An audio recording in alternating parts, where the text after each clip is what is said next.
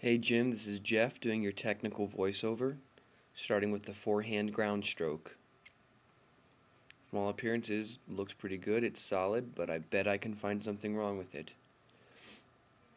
For example, I think you don't get your racket low enough and you don't go out far enough. And it's a recurring theme of you swinging on the level of the ball, you don't get the racket down by your knees and closed, and as a result, you're too close into the body at the contact point. You're scrunched in, which we don't see from great players. Not that I'm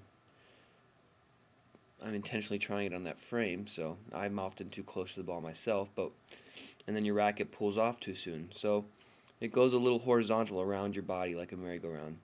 You want it to go low and then away from the body, as we say inside out. Have a large tracking motion. And here again, the racket's nowhere near your knees, and it pulls across your body. You're too scrunched in there. Granted, you're going cross court, but still, shouldn't it look like that? And you'll see this one. I think you go down the line, but same thing. It's only to the hip. You swing on the level of the ball, and then you pull across your body. You got to track out further with the palm of the hand.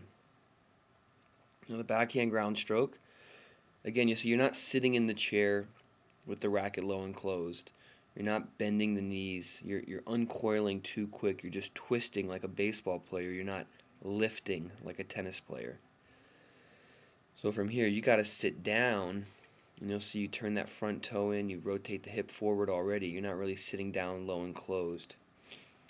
So your racket and body is going to pull around. Oh, you're just getting warmed up here, and it gets better, but this is where the flaws are most pronounced.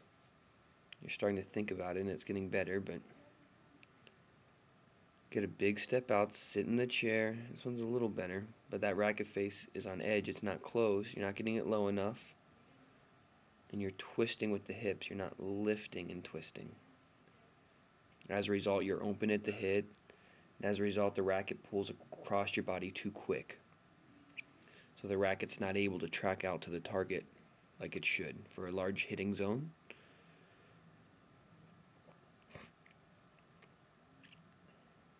This is the best one. A little open there with that racket head. Still a little confused about what to do with your lower body.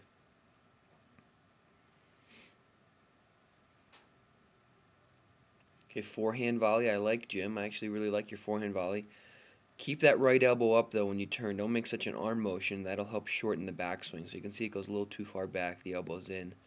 You want to keep the elbow raised. And then move through the volley. Granted, this is a courtesy feed out of the machine, and it's coming quick. You might not have time, but you want the step and swing to go out together. So it's not an uncoiling source of power. It's not a kinetic chain. You have your forward momentum and your opponent's pace that you're going to be able to use with a flat racket head against them.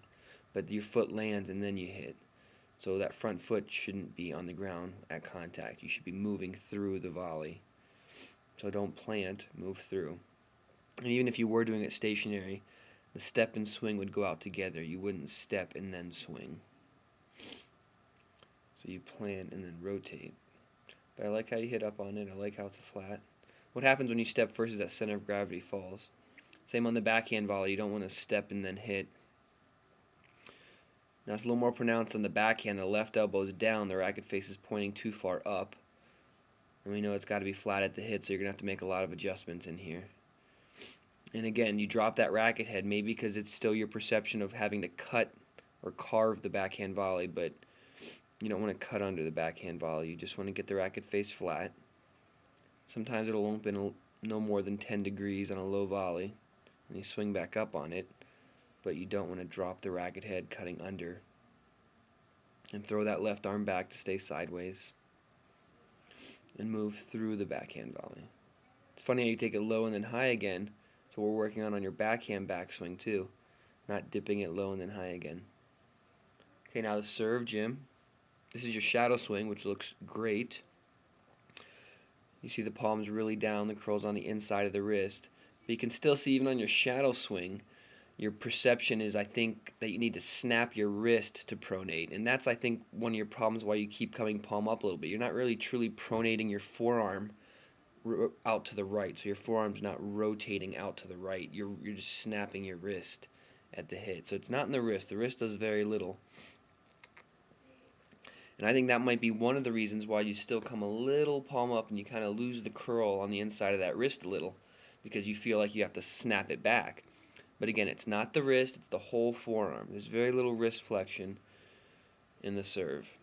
And you'll see you were good up to right there, and it looks a ton better, but you're still just a little bit, the elbow drops, and you're losing that curl on the wrist a little bit, so you're going to lose some power there. And see the pronation, mine's out to the right, yours is down from the wrist. My whole forearm is pronated out to the right more. So if you lose that perception of it being in a wrist snap and more of a forearm pronation, I think that might help you keep the curl on the inside of the wrist longer, keep the elbow a little higher, and then relax the arm. So it looks good. I like how those knuckles are to the sky here, but what I see on video that I didn't see then is that elbow drop and you still lose the curl. Palm comes up just a little bit. A little better pronation there. Everything else looks good. It's good throwing motion, grip is good, body's good, into the court, tosses out to the right.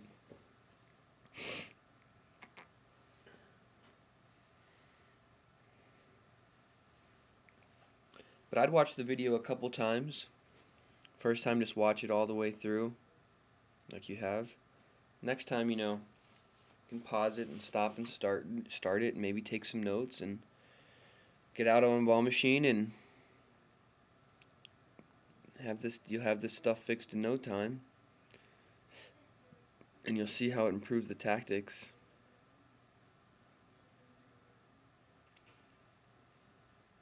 Now we can start working on tactics.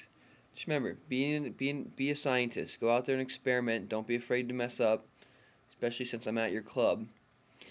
You have indisposable to you, so whenever you need me, just let me know and we can come out and work on stuff. Yeah, you can see still losing it a little bit. Looks better though.